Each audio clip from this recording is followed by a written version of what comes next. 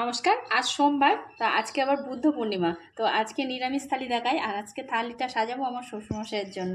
তো শ্বশুরমশাইয়ের প্রিয় প্রিয় খাবারগুলো করেছি। তো শসা আর লেবুটা নিয়ে নিচ্ছি। এখন গরমের সিজনে নিম বেগুনটা খুব পছন্দ করেন উনি। তো নিম বেগুন আমার শাশুড়িও খুব পছন্দ করে, জানি না এখন গ্যাংটকে কী খাচ্ছে। তো যাই হোক, পোস্ত দিয়ে শাক ভাজা করেছি। তো এটাও নিরামিষ, শুধু একটু শুকনো লঙ্কা ফোড়ন দিয়েছি, লাস্টে একটু পোস্ত ছড়িয়ে দিই। কুমড়োর ডাঁটা দিয়ে আর সব রকম সবজি দিয়ে এটাও সর্ষে পোস্ত দিয়ে রান্না করেছি। আজকে সব তরকারিতেই পোস্ত দিয়েছি। সর্ষে পোস্ত দিয়ে ভেন্ডি রান্না করেছি, এটা আমাদের গাছের ভেন্ডি করেছি। সর্ষে পোস্ত দিয়ে কাজু বাদাম দিয়ে একটু পনির করেছি, মানে ওরা বলেছে বাটার পনির করতে, তা আমি একটু সর্ষে পোস্ত দিয়ে করেছি। এটাও বেশ খেতে ভালো হয়। আজকে রায়তা বানাইনি, মানে পেঁয়াজ কাঁচা লঙ্কা দিতে পারবো না বলে একটু টক দই।